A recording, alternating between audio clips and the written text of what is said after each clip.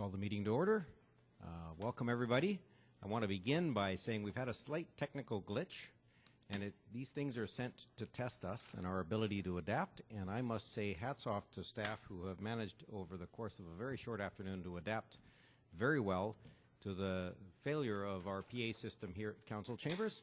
That would have meant the webcast wouldn't have got a feed. It would have meant some challenges with tonight's meetings, but staff have saved the day, but not without some outside help. And I do want to acknowledge from Tom Lee Music, manager Dallas Todd, and assistant manager and piano and keyboard consultant Andrew Wynn. I'm not sure where the piano and keyboard consultant part. We're going to have some music in a short time. But Tom Lee Music came to the, dropped everything, made it work this afternoon. Tom Lee Music, top brands, expert advice, best price. No, they've done an absolutely great job, and I want to acknowledge this Coquitlam business for dropping everything and making sure that Coquitlam business kept going. Mr. Clerk. You've out-delivered my promise to them. Item 1 is the minutes of the public hearing held on Monday, February 25th. Recommendations to approve. So moved. Second. Moved by Councillor O'Neill, second by Councillor Robinson. All in favor? Opposed? Carried unanimously. Item 2 is the minutes of the regular council meeting held Monday, February 25th. Recommendation to approve. So moved. Second. Moved by Councillor Reamer, second by Councillor Asmundson. We'll go with. All in favor? Opposed? Carried unanimously. There's an enthusiastic group of council members today. I think the microphones were unnecessary. Item 3 is the minutes of the Celebrate Coquitlam Advisory Panel meeting of Wednesday, February 6th. The recommendation is to approve. So moved. Second. Moved by Councillor O'Neill, second by Councillor Nicholson. All in favor? Opposed? Carried unanimously. Item 4 is a preliminary report and application for zoning amendment bylaw number 4383. This is for properties at 611, 613, 615, and 617 Regan Avenue. Recommendations that council give first reading to see Coquitlam zoning amendment bylaw number 4383 and that bylaw 4383 be referred to public hearing. So moved. Second. Moved by Councillor Asmundson, second by Councillor O'Neill. Councillor Sikora. Thank you, Mayor. What bothers me in this one is the fact is, you know, even on Regan Street, we're starting to sell parking spaces. The city's taking money in lieu of parking space. Although we passed a bylaw of 1.30, we even go below that. And we're selling 4 parking spaces for $80,000. In other words, if a developer wants to pay $80,000 to the city, they don't have to build the 4 parking spaces. And to me, that is prostitution yourself. I mean, we really help, you know, why, you know, I can't believe that the city's gone into the business of selling parking in this city, where a developer can build a building, and even 130 can go below that with paying $20,000 a stall to the city and get away with it. I can't believe that. It was a vote of council, though. Pardon? It was a vote of council to adopt that policy. Well, you know, I know it was council that adopted that 130, but I just can't support that. I'm sorry. And then we're going lower than that by selling, by saying to the developer, you're not going to build these 4 parking spaces, but if you give the city $80,000, you can forget about developing the 4 parking spaces. You just, I don't know, it can't work with me. Sorry, I can't support something like that. Thank you. Okay. Well, in fairness, that's $80,000 not to the city, but to the Parking Reserve Fund, which is designed to supply parking in areas where we need parking based on those kinds of things that come up later. Councillor O'Neill. Yes, thank you. And of course, we did have a very detailed, long discussion over several days about that bylaw that allows that, and one of the parking issue. And one of the reasons that I ended up supporting it is because I was persuaded, and I think quite accurately, that there may well be some developments that simply wouldn't go ahead if they couldn't get some sort of parking relief like this. That for them to pay to $80,000 so they don't have to build 4 parking spaces, that might be the thing that allows them to make sense and go ahead with the overall project. And insofar as we want to encourage this densification, more affordable housing, I saw this as this parking regulation as supporting all of that. I have a question about the location of this proposed development on Regan Avenue. And would it be considered in the shoulder area or in the actual central area for the transit zone? Mr. McIntyre. Yes, thank you, Worship. That thought was just going through my mind too, because you see the site on the attachment 1.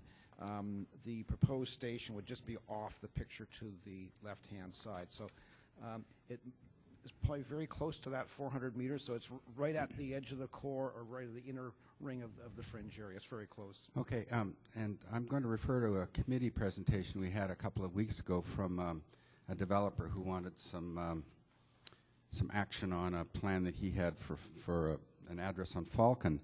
I did some measuring of some maps, and this particular development, this 4-story proposed development on Regan, is almost exactly the same distance as the proposed 6-story development on Falcon would be from any Falcon station.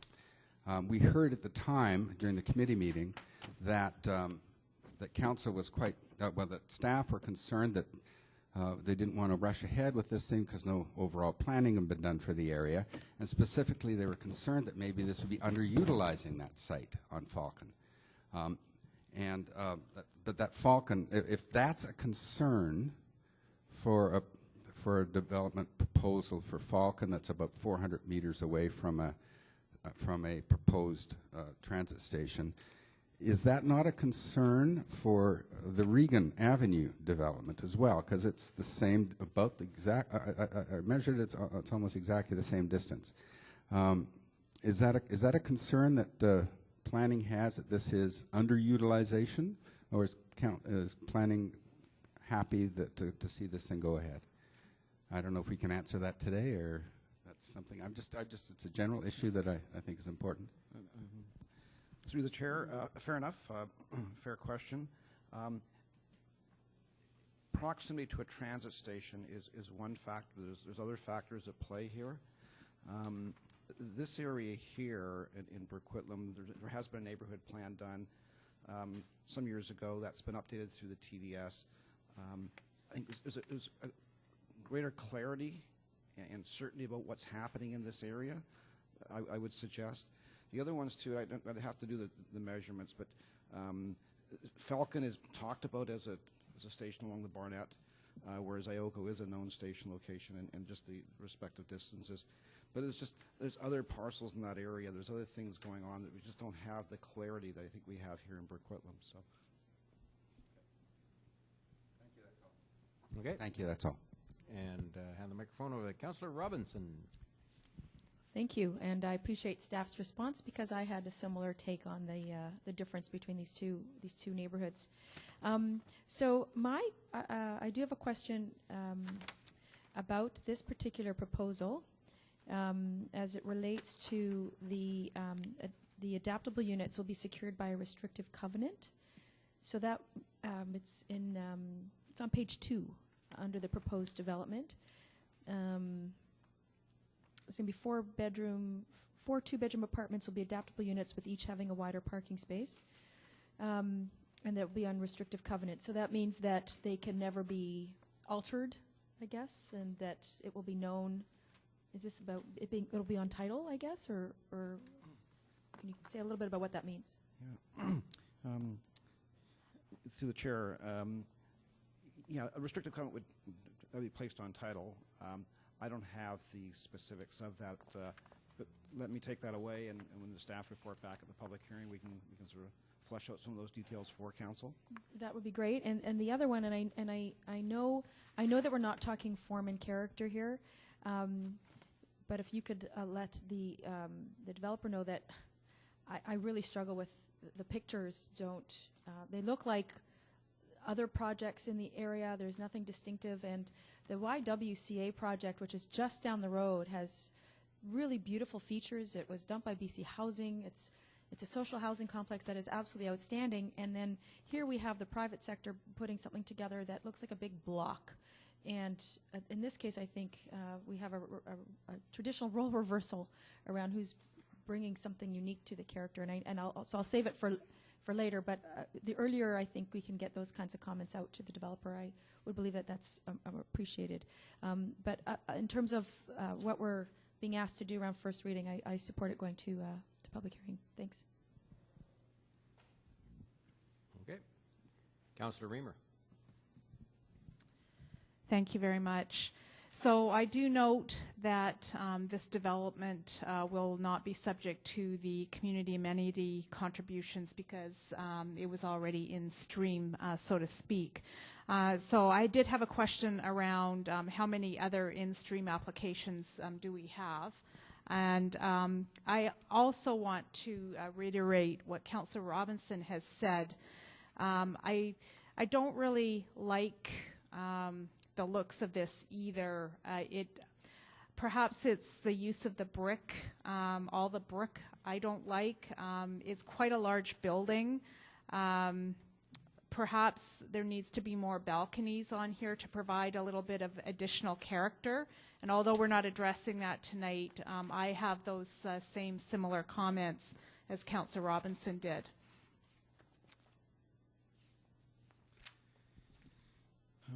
Mr. Worship, McIntyre. yes, thank you. The question about the community amenity contributions, we wanted to make sure that paragraph was in the report, because we just dealt with CACs the week before. There are only a handful of projects, applications that would be in that potential stream for not having to pay the CACs, because there's two criteria that we'd recommended that ultimately were endorsed by council, and that was one where it was an in-stream application, so we had actually an application on the books that we were processing, and then secondly, it was an application where it wasn't an amendment to the official community plan. Some of the applications we've seen in the Coquitlam area are pretty adventuresome, where you're taking like single-family designated land and proposing it to go to multifamily. In this instance here, the OCP, there is no amendment or redesignation being requested. It's consistent with the OCP designation. So, and there's only a handful or less other similar applications in that boat that would apply. Okay, thank you. Thank you. Councillor Rasmussen. Well, thank you very much. An interesting project, and I was going to point out that this fits the present OCP zoning category. There is no change in the zoning, unlike the comment about the Falcon the proposal. The one thing, and I guess I'm also going to mention one thing, when we're looking at adaptable units, it would be nice for the ability of all units to have the adaptability for people. As our population's aging, the baby boomers, there's going to be a more need for, and it's basically about framing out doorways for the bathrooms or entranceway to have the possibility of having a wider than a standard door. So that's what I'd like to see, is all the units to have some potential or blocking within the bathroom, shower and area for proper holding of rail bars and things like that for people that need it. So that's just out to the development industry, something I think we'd like to see. We can't mandate it, but it's something that we would like to see from an accessible point of view moving into the future. The other comment I'm just going to raise, that what council's raised, and this is through to staff to work with developers, that is, to me, on the other comments, my previous two colleagues, this is a very linear looking building. We're seeing a lot of very linear. It would be nice to have some breaking up, some softening of the linear look to create some uniqueness, I think, of it said, within our areas, because we're developing an area. So that's just for staff and for the developer. We can't mandate it, but it's just a comment and a suggestion. Thank you. Councillor Hodge. Thank you. Yeah, I have similar concerns on this. Certainly, I do appreciate the moving ahead and putting, we're seeing some, developers coming forward with putting in units that are adaptive, and I think that that's a key, particularly as our population ages. So I certainly agree, and I also think that more can be done. So I agree with Councillor Asmussen on that. I too am not crazy about the design, and I know we've had discussions in the past on buildings and design, and I think that certainly there may be some more comments as we move forward on design. I don't think it's as nice as some of the others that we've seen, and not quite as innovative in that area. And I take note also about the CACs that are not going to be collected on this particular project. And certainly it's in an area that we are going to need some community amenities. And as for the parking, I'm certainly expressed my concerns in the past about parking on all developments. And I think that in recent decisions, we have sort of tried to find that sweet spot on parking. I certainly, agree that, with units that are this close to transit, that maybe we don't need the parking for residences. But again, the reason we made that decision to accept cash in lieu is in a case where it does make sense for a developer to possibly put in less parking in his building or their building. We have the ability to use some of that fund to maybe create parking in an area where it's needed, possibly for commercial or for destination parking. So, I think those things are all covered, but I can't help but look at how close this is to a SkyTrain station and wonder about, are we getting our maximum use of that land? And I know the zoning and things are in place, but I think that there's certainly a lot of questions, and a lot of them have already been raised, and the issues that have been raised. And I look forward to hearing what, if this goes forward to public hearing, what the public will have to say. Thank you. Councillor Nicholson. Thank you, Your Worship. I'd like to get clear on what it is that defines shoulder as opposed to core. So in the TDS, do we say shoulders 400 meters? Is that greater than 400 meters? Or what's the measurement to determine whether something's core or shoulder? Your Worship, it was a general ratio such as that as a starting point, but then we went out and sort of ground truthed it, if you will, just to take into account conditions in the neighborhood, road connections, barriers, and that sort of thing, to more sort of make it less abstract and radial as opposed to more sort of fitting the landscape. But I can confirm if it goes forward to a public hearing, we will confirm in the public hearing report just where exactly it is. I believe it's right on the border between those areas. Okay, it would actually be helpful if one of, I know we all need more maps, right? If we had a map that showed in enough scale that we could see the station and see, here's the outline of core, shoulder, there's the property. What made me wonder is because I had 400 meters in my mind, and then I saw, first of all, it said we're in the shoulder area. Then later in the report, it says we're within 400 meters walking distance of the station. And I thought, well, if we're inside 400 meters, are we in the shoulder or not? So that helps. Parking. I agree with the TDM stuff that we came up with, the possibility of reducing parking. But I do want to see how it's applied. And it says here that the details of the final off-street parking provisions will be finalized and noted for council at the time of consideration of fourth and final reading and final development permit approval, and that, to me, seems quite late in the process. Most developers' expectations will be when they get to fourth, it's over. And we would not be encouraged to turn something back at fourth reading.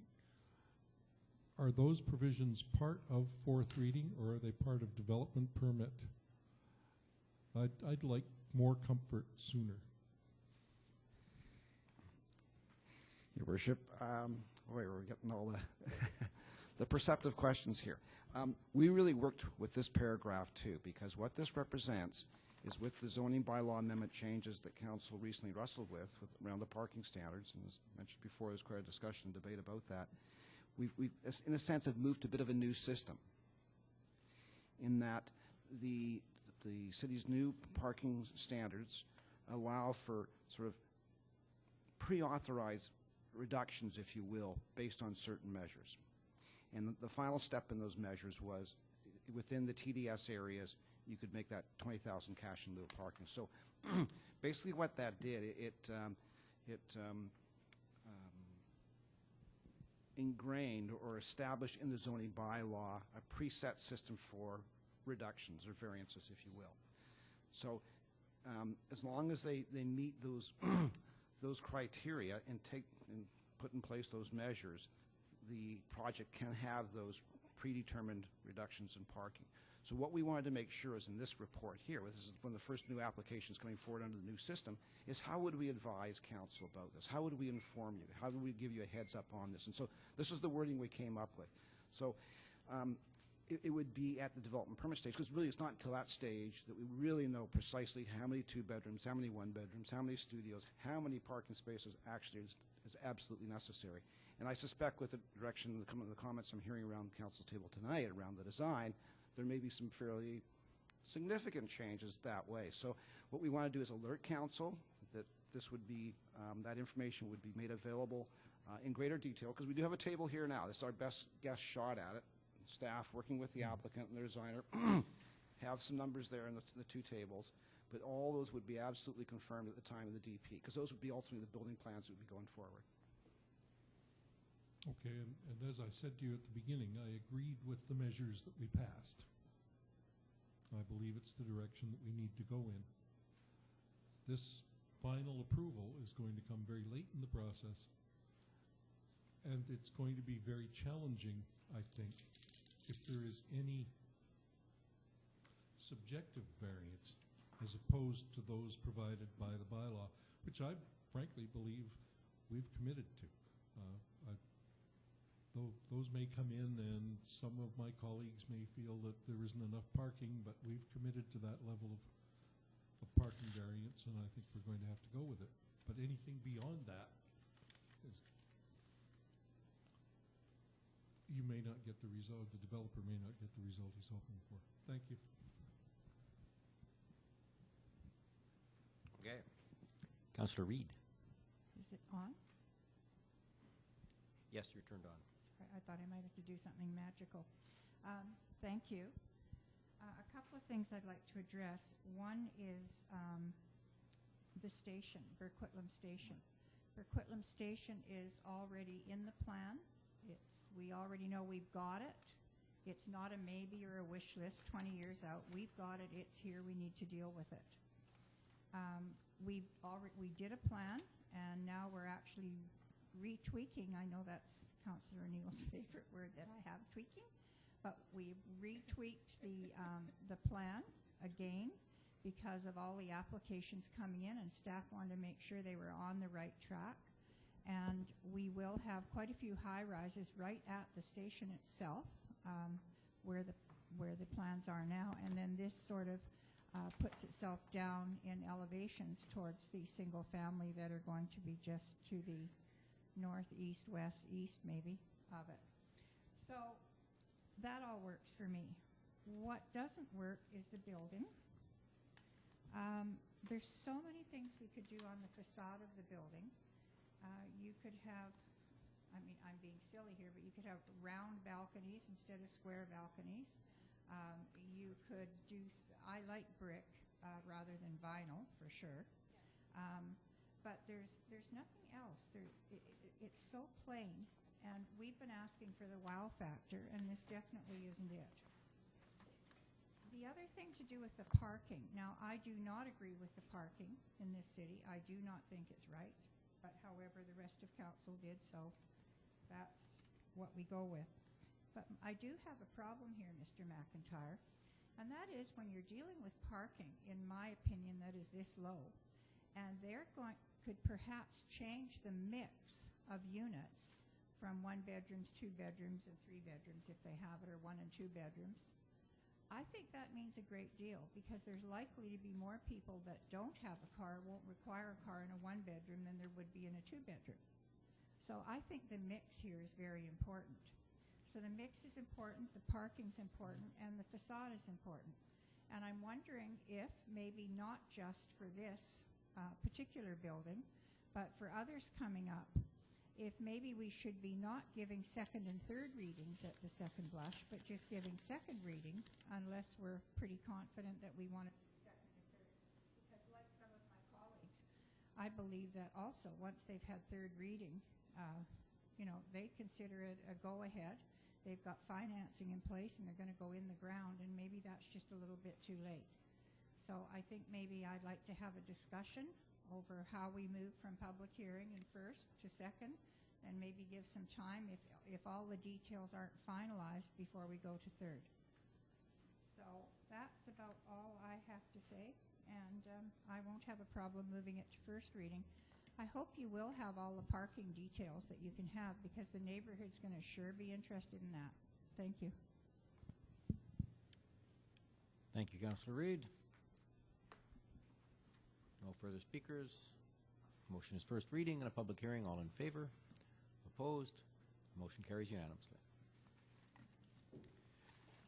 Item 5 is a zoning bylaw text amendment to permit a public service use in commercial and industrial zones. This is bylaw number 4384. Staff recommendation is to give first reading to City of Coquitlam zoning amendment bylaw number 4384 and refer bylaw 4384 to a public hearing. So moved. Second. Moved by Councillor Reamer, second by Councillor Nicholson. Councillor Reid. Okay, this is a really dumb question. On these hub centers, do they emit any radio waves or things that people are quite frightened about? Mr. McIntyre. I don't believe so. No, it would be. It's very similar to the communication center we have upstairs here that our ICT department has. There's racks, there's servers. It's a connection point for various communication systems. There isn't. I'm pretty sure there's not antenna, for example, that are either emanating or receiving microwaves. It would all be through hardwire.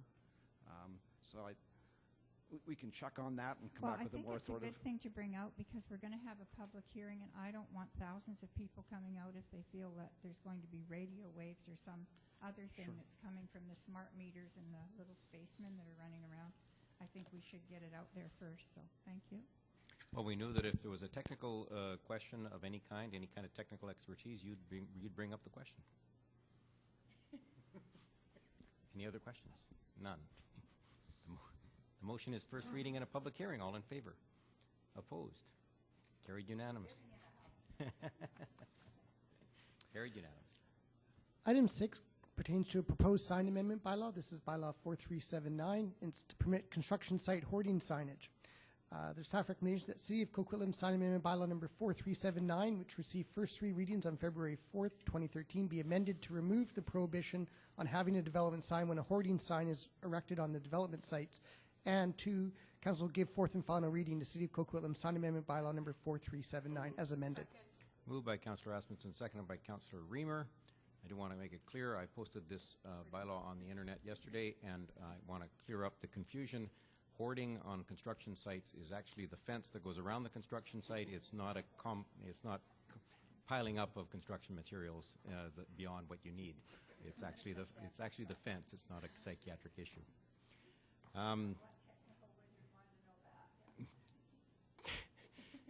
Councillor Nicholson. That's not the answer to your question, Councillor Reid. Councillor Nicholson. Your Worship, my finger was about 3 seconds too slow on the previous item, and I was simply going to ask, because we gave first reading to that matter, whether we could have some information from ICT when we get to dealing further with the item. Thank you. Okay. We'll ask staff to report back, and then I'll rule you out of order. Okay. Councillor Reamer. Thank you. Well, I fully support this, and I appreciate your clarification about the hoarding thing there. I am pleased to see that we're not going to include illuminated signs in our neighborhoods. I think that would have been just over the top. So I'm happy with the way this turned out, and thank you very much. Now, oddly enough, there were some neighborhoods that I didn't have an issue with the illuminated version of the sign, but that's particularly in our city center stuff, but I'm fine with the bylaw. The bylaw as it exists here. Seeing no other comments, all in favor? Opposed? Carried unanimously. Second. Moved by Councillor Reid, second by Councillor Robinson to adjourn. All in favor? Opposed? Carried unanimously. As is our standard, we'll have a question period on anything on tonight's agenda. There wasn't much, but any questions on tonight's agenda? Anything at all? Anything at all? Thank you all for coming. And thank you to Tom Lee Music, Tom Lee, for all your solutions.